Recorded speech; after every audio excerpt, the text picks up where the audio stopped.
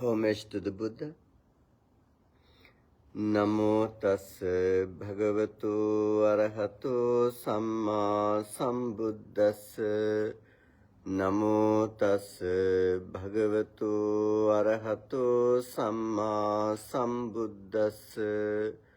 Namo tassa bhagavato arahato samma sambuddhassa. Homage to the Blessed One, Worthy One and fully enlightened One. Sadhu, sadhu, sadhu.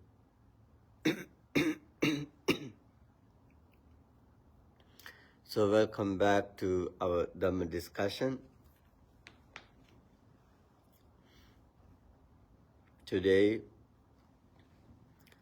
we are going to learn Aganya Sutta.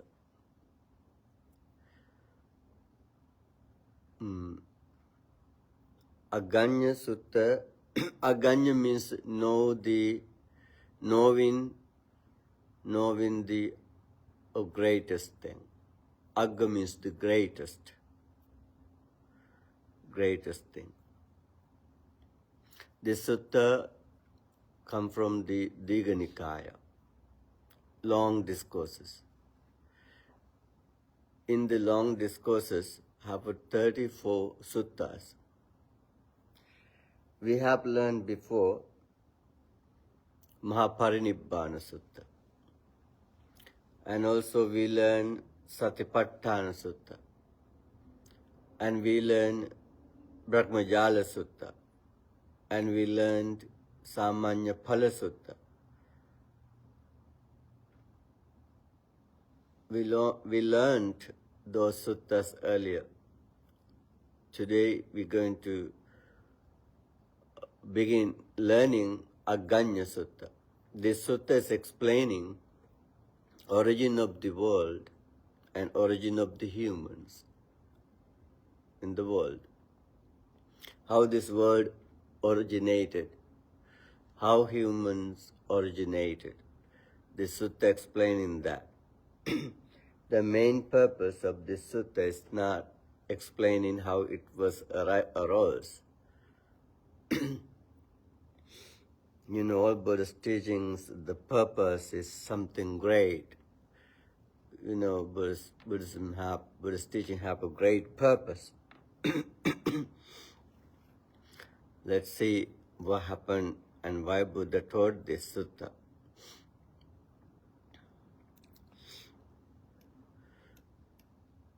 All Buddhist teaching included to three baskets, three sections, actually, three sections. Do you know what are those three sections?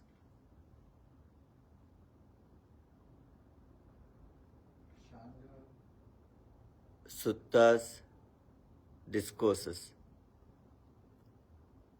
Vinaya, discipline. Abhidhamma,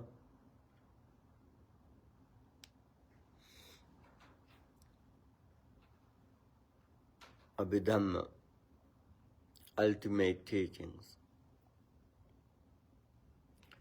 So,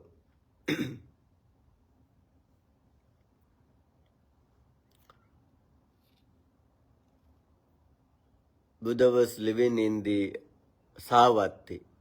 Savatthi is the city.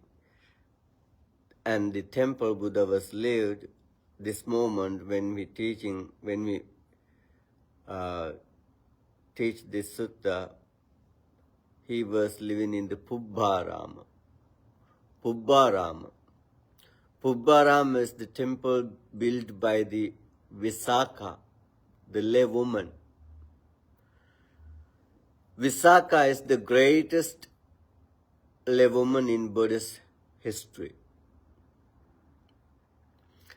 She is called Mahopasika, Maha-upasika, great lay woman, lay follower. Buddha's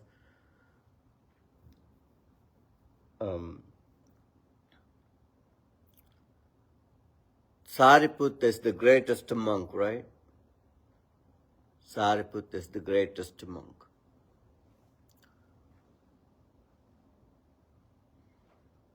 And then the Kema is the greatest nun.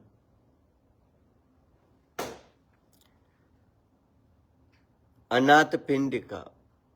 Anathapindika, his real name is Sudatta.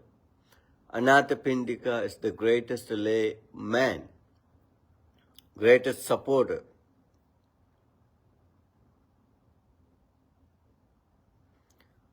He built Jetavana monastery, and Buddha spent most of his life time in the Jetavana monastery.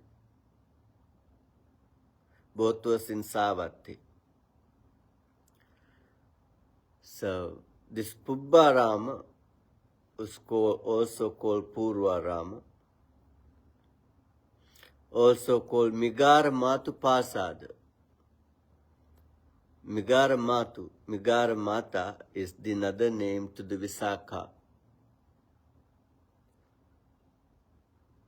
Why Visakha was called Migara Mata? Migara is the father-in-law of Visakha's. Father-in-law. Visakha was entered to the instrumenter Sotapanna when she was 7 years old. That's what is this commentary says. She was entered to the Sotapanna when she was 7 years old, very young age. She was living in the city called Bhadya in Savatthi. She was living in the Bhadya, it's a kind of city or town. Another her friends, she was visiting. They heard about the Buddha in the city, has arrived to the city and keep teaching. This young lady also went to see Buddha with her friends, and she kept listening. And she attended to the instrumenta, Sotapanna, in that young age. So then she got married to the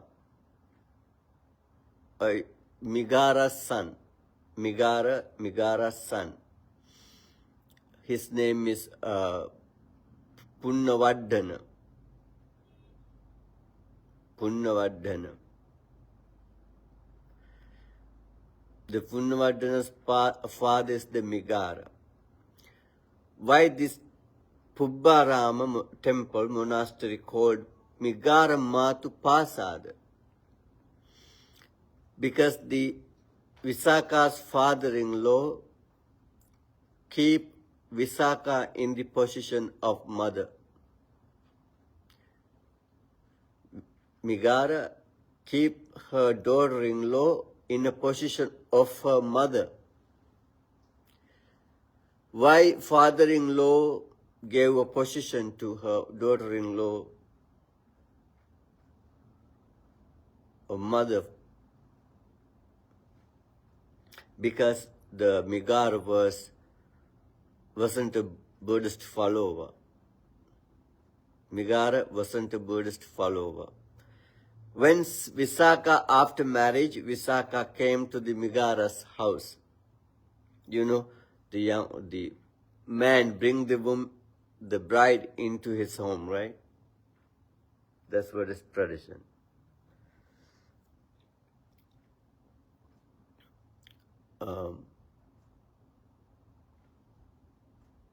The man bring the woman into his home.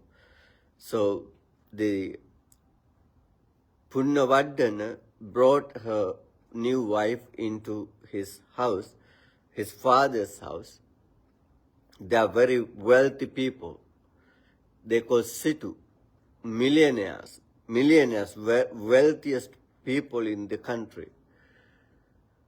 So they are business people. Then Migara wasn't a Buddhist follower. He was believing in many other things and some other religion.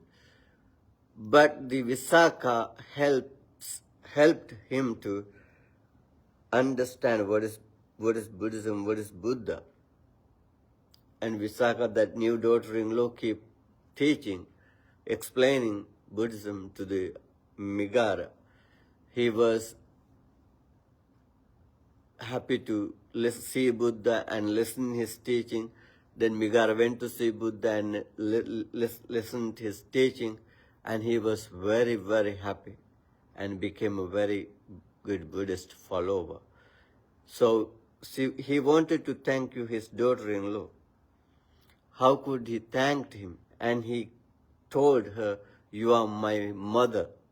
Like a mother showing a son real path, right path, and supporting, giving the great support. And you did a great support to me in my life.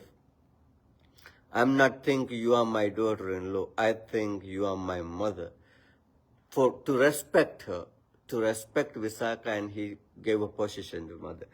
That's why this temple called Migar Matu Pasad. Pasad means palace, mansion. Migar Matu is another name to Visakha. So how she built this temple, Pubbarama? One day Visakha visited to the temple to listen to Dhamma with a very valuable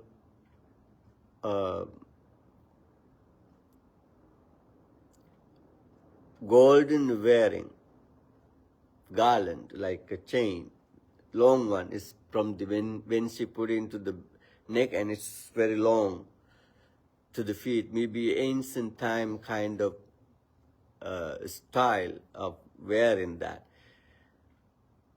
That's very, very valuable one. Only two women had that. One is the Visakha, and another one is the Bandula Mallika, a queen of the King Kosalas. So actually this is called Mahalata Palandana. Mahalata Pilandana. Pilandana means wearing. Name of it is Mahalata Pilandana. So it's wearing that golden, except gold, gems and pearls, all valuable things included to that.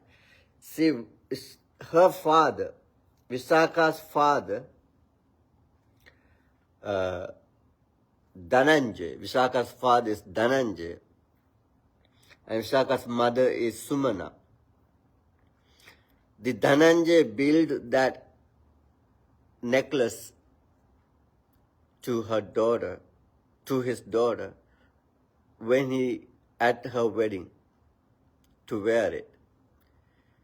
So one day she visited to listen to Dhamma with that necklace, and she kept it beside her. When she come back, she forget to take it. So later she decided, I forget to bring that. It is in the temple, but Buddha and other monks don't need it, and she sold it. She sold it and took the money and built this temple, Pubbarama. Most of time Buddha's life Buddha spent in the Jetavana monastery, built by the Anathapindika. And second, and most of Buddha's life in this, and Buddha spent in this Pubbarama or Migaramatu Pasada. The other places, not so long Buddha lived. 1 year, 2 years, several years. And Buddha lived 45 years, right? 45. In this 45 years, most of years, Jetavana Monastery and this Migaramatu Pasada. So Visakha is also Buddha gave her a position called Mahopasika, a greatest woman lay follower. And greatest lay man is the Anathapindika. So Buddha was living in this monastery. One day, Buddha came down from the mansion, the temple, and keep walking in the daytime under the shadow of the mansion. It could be huge, right? Huge mansion. It's explained it's very, very huge one. Very huge one. Several hundreds of rooms on the upstairs and the downstairs. So, a huge temple complex. It's a temple complex actually. That's how it is explained, temple complex. One day Buddha kept walking under the shadow of the temple. So there was two novice monks called Vasetta and Bharadvaja. They are not very young. They are pretty old. One, young, very, not very old, very grown people. So they were new ordained monks, still samaneras, and they were training to be ordained, upasampada. So the Vasetta saw Buddha keep walking in the shadow of the palace, temple, and talked to his friend, monk, Bharadwaja, and said, "Oh, my friend, Buddha is walking on the open area. Why we don't want to go to talk to him? He is relaxed now, he is walking. Why we want to learn anything from him? Just go to and talk to him." Then the Vasetta and Bharadwaja, these two new monks, and went to the Buddha and keep bowing to the Buddha and keep walking with the Buddha. Buddha keep walking keep walking meditation in relaxed way, and Buddha keep walking in the shadow. Then the two new monks also keep bowing to Buddha and keep walking Buddha and back and forth. And Buddha keep talking to him. They have the discussion, talk each other. And then Buddha asked, "You are Brahmins. You belong to Brahmins clan. Don't you get criticized by the Brahmins?" And Buddha asked, "Don't you get criticized by the Brahmins because you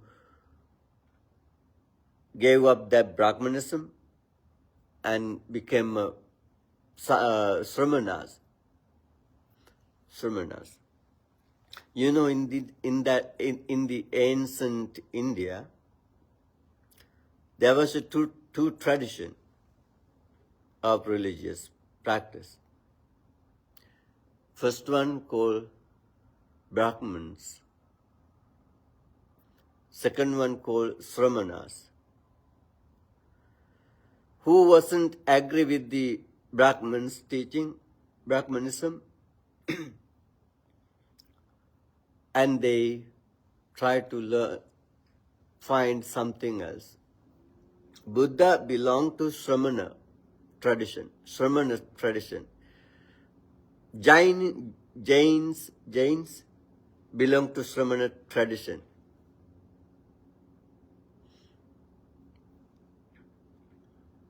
In the Buddha's time, there were 6 very popular, famous teachers in the Sramana tradition. In the Brahmana tradition, and that's the tradition, old tradition, and these new Brahmins listening to Buddha's teaching, and they became monks.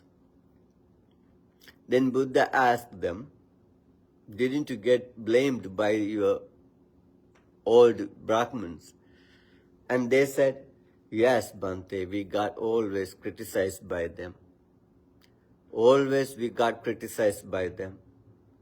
Very badly they criticize us. And Buddha asked, how they blaming you? How they blame you?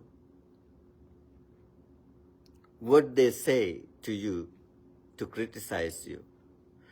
And then the Vasetta said, dear sir, they blame us. You gave up the greatest clan and became a lover.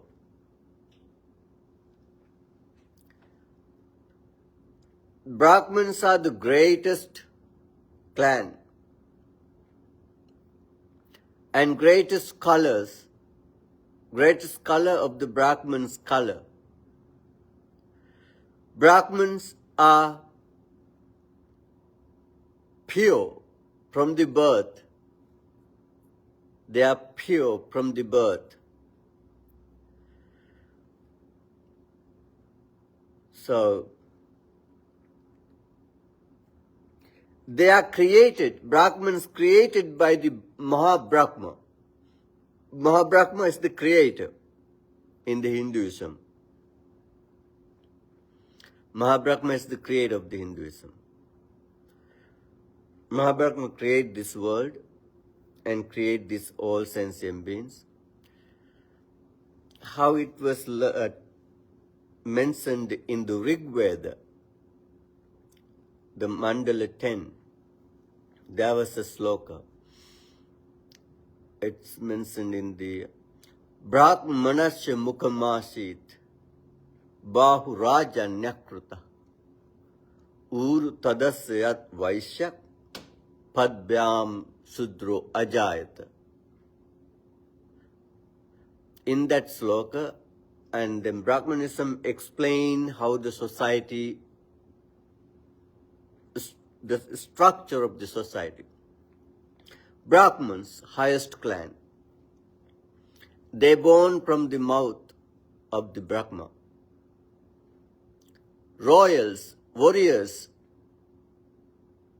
and Buddha belonged to Sakya, royals clan. The royals born from the arms of the Brahma. And then the merchants,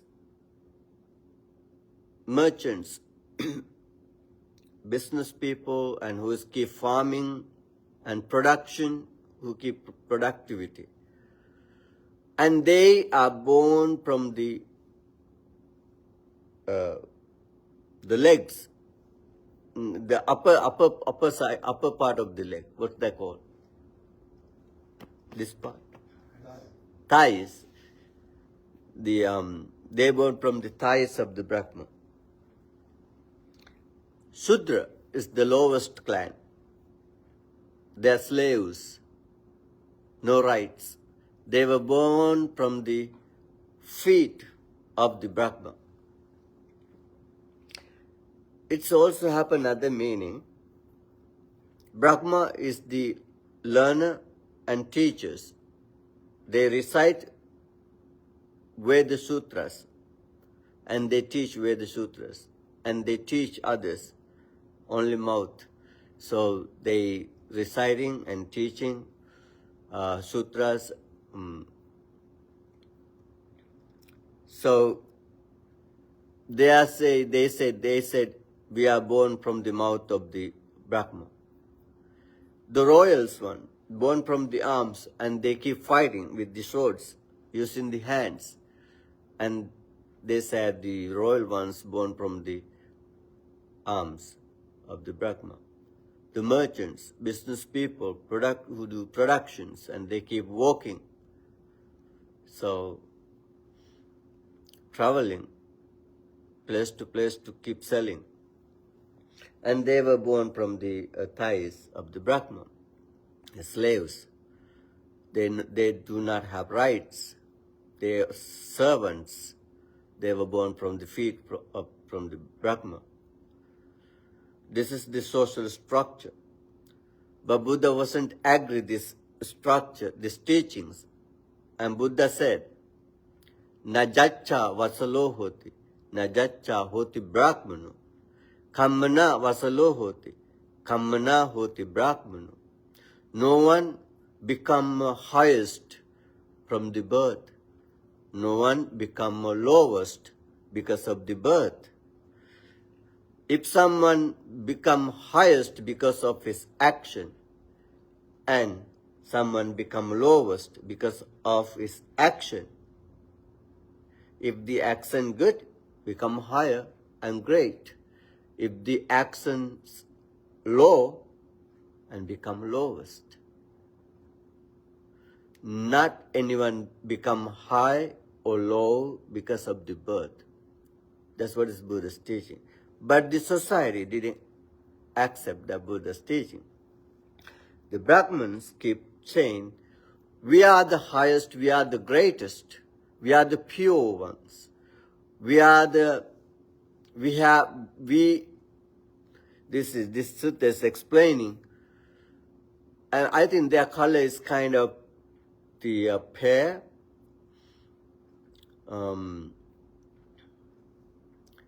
So they have so many rights, and they are pure people from the birth, no one can touch them. And then they keep criticizing all others. And then the Buddha said, why Brahmins say that? Because they not memorizing the history. What happened in the earlier times, ancient time. They don't know. They don't remember what happened in the earlier time. That's why they keep saying they are great. They are great. Actually, Buddha said that.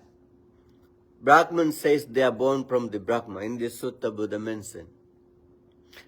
Don't you have seen the women get periods? And they say, yeah, we can see the women get periods. Don't you have seen women get married? Yeah, they get married, we can see. Don't you have seen women given birth to? Yeah, we can see women giving birth to babies. And Buddha asks, don't you have seen women keep feeding babies? Yeah, we can see. So what? How Brahmins can say they were born from the mouth of the Brahma?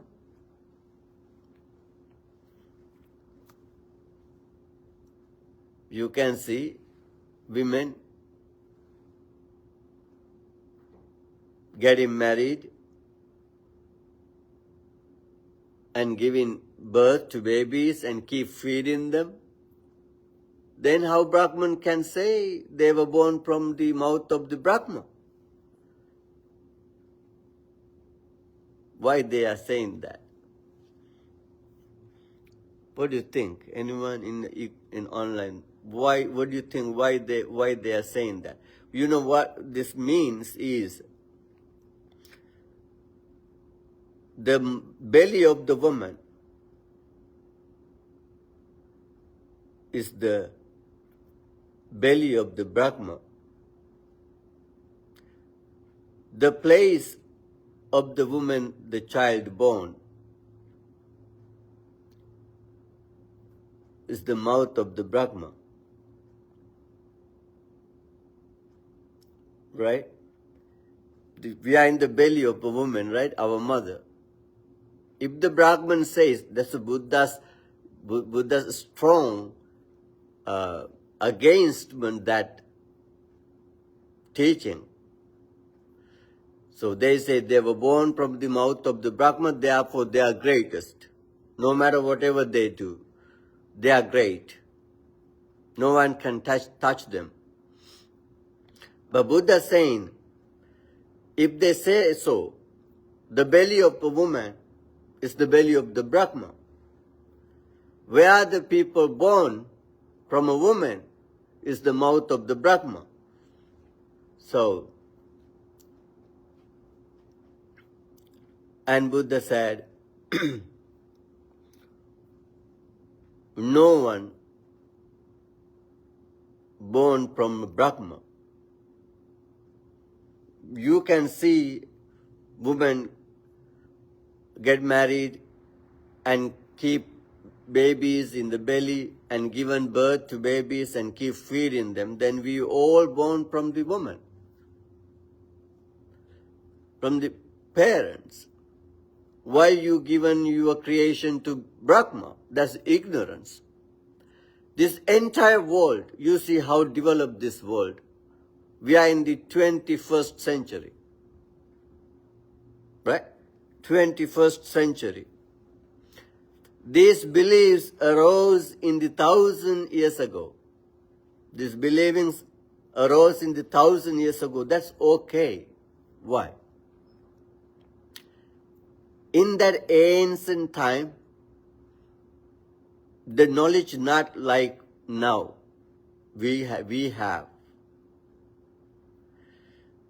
No writing books, no reading books, no cell phones, laptops, no cars, vehicles, no airplanes, no rockets, no telescope to see the world. So those days people could okay to believe it. But see now, 21st century, we are now moving to moon, moving to Mars. We are investigating the Saturn, right? We have sent some, what's that called? What? No, this astronauts? Satellites. We have sent some kind of satellites and machines to investigate those old planets. Voyager has gone so very, very far away. It is almost close to the Kuiper belt, I think. So, that's the farthest machine ever has gone from the earth right now. It still sends some pictures and messages. So, those days people believe those things. But what about if you still believe them?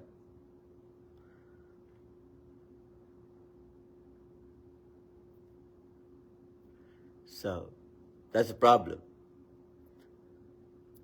You know, religious things is so very, religious thing is kind of very strong and some sensitive things because it's come from the faith. It's come from the faith because that's the religious is touching your a serious point. Religious is talking your liberation, your freedom, your eternal happiness. So then you don't want to miss it. So then you don't want to doubt about it.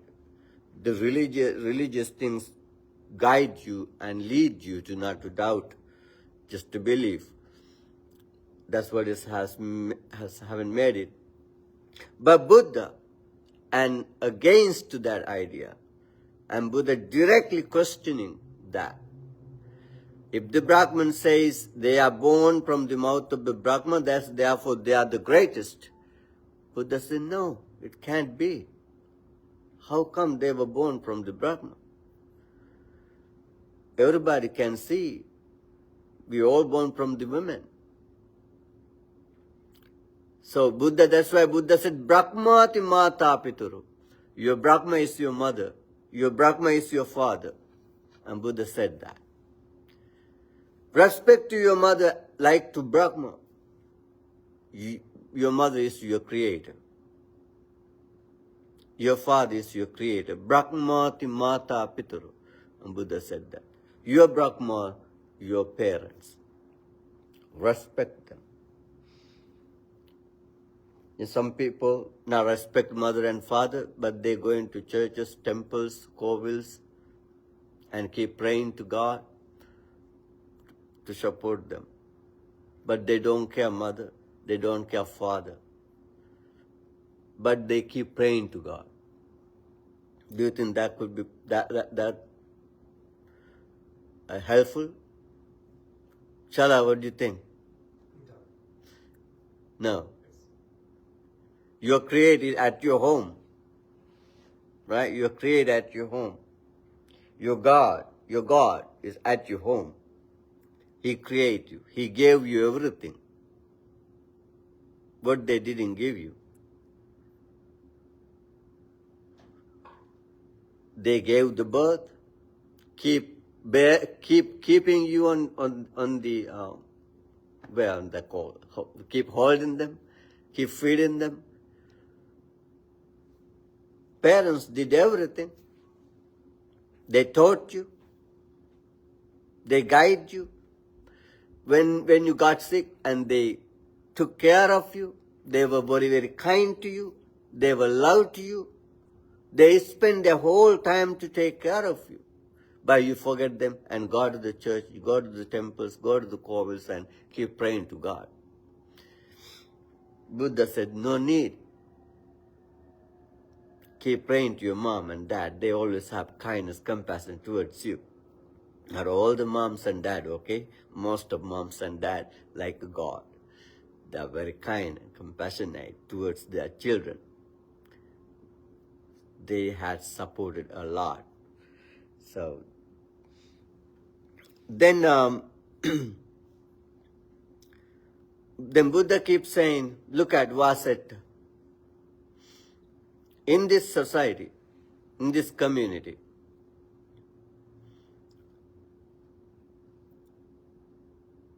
Brahmins and Kshatriyas, royals, and Vaishyas, merchants or business people,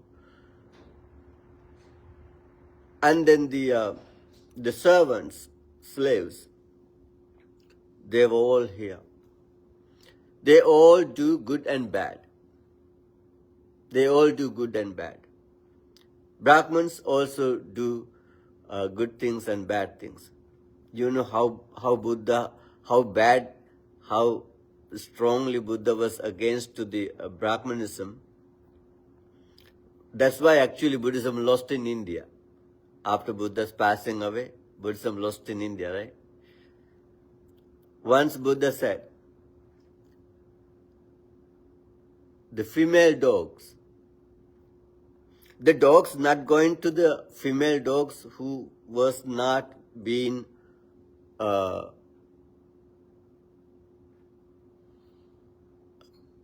ready to give a birth to babies. Not only human women get period, even the animals also get kind of period. They're getting their body getting ready for the productivity, make babies, right? That's why the dogs going behind and keep checking them. We have seen that. They say they know. Buddha said the dogs not going to female dogs when they still young, not still grow enough to give in birth to babies.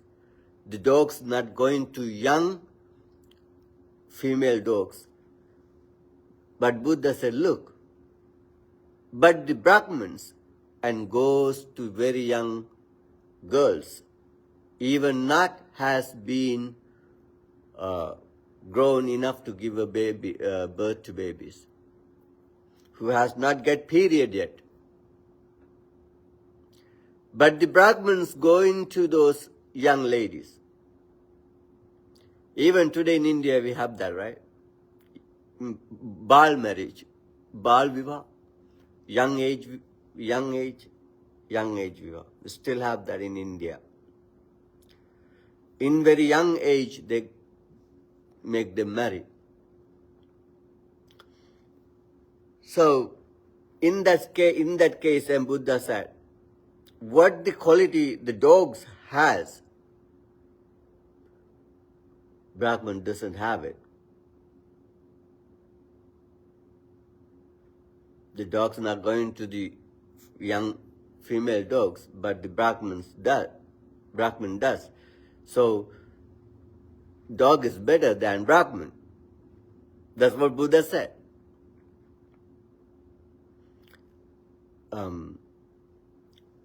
So,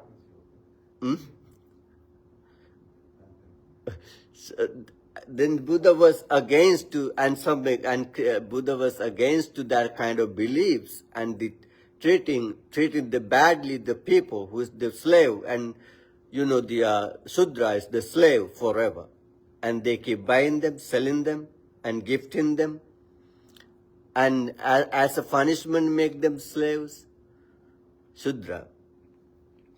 So, but Buddha gave the ordination to the Shudras, slaves. And Buddha keeps saying, the Brahmins, royals, and Vaishya and Shudras, then all do good things and bad things. But if one make their actions physical, verbal, and mental action pure, clean, and good, and they become great. It doesn't matter if you are in a royal clan or Brahmin clan, but if you do badly, you act badly, speak badly, think badly, you not become a greatest. You become lowest. Clan where you're born doesn't make sense. Your action is the matter. You become a greatest or lowest by your action. If you prepare your bodily action, verbal action, mental action for beneficial yourself and to others, then let's make you great. If you are avoiding from killing, stealing, sexual misconduct, telling lies and intoxications, and you behave very well, that's make you great. So then Buddha said,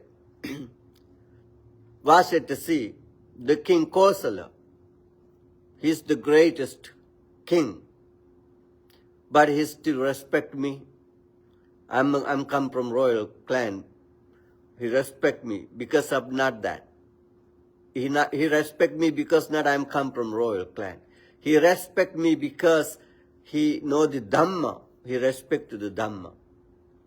Then see the Sunita, Sopaka, and who come from those all lower caste. The king even respect them, venerate them, because not of the clan, because of the Dhamma. Dhamma is the matter. Dhamma is the great. Dhamma make you great. So, then Buddha keep explaining to them.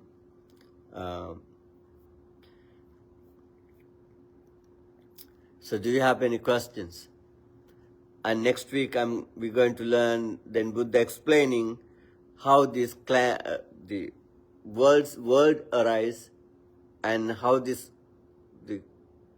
clan system, the social structure arose, and Buddha explaining, and we can learn next week that. So do you have any question before we end up the session? Bhante, I don't have a question exactly, but I have a lot of questions, really. But I think it's kind of interesting that even back in the Buddha's time, people distinguished obviously the caste system, but even they were claiming by the color of their skin that they were superior. It's so superficial. And the Buddha is the first one that I am aware of that cut through the racial difference, the class caste difference, and that by your behavior and acceptance of the Dhamma, that's what makes you noble. Yeah. Beautiful.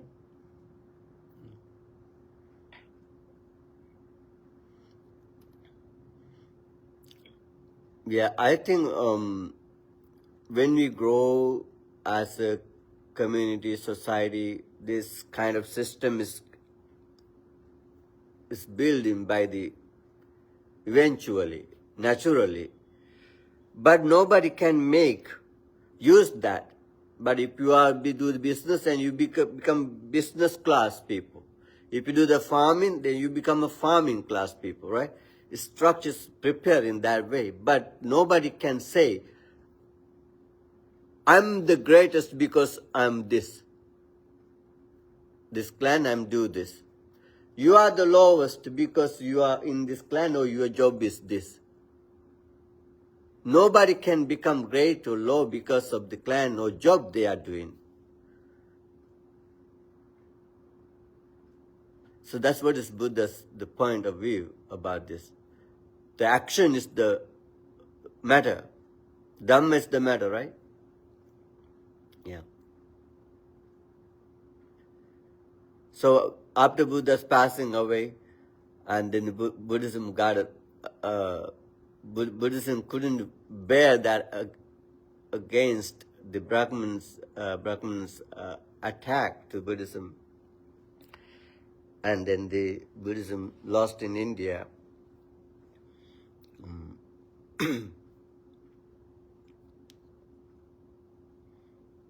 So still the Indian clan system is strong, kind of strong.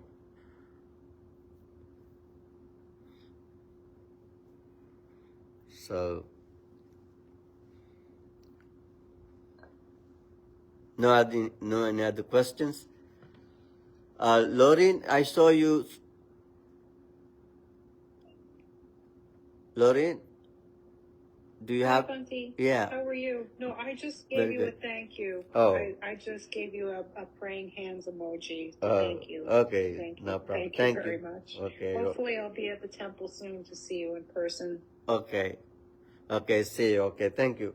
So then transfer merits to the departed ones and the share merits with deities and ghosts, with all sentient beings. And these good merits and blessings of the Buddha, Dhamma and Sangha keep you happy, healthy and safe and peaceful. May we all be able to attain to enlightenment.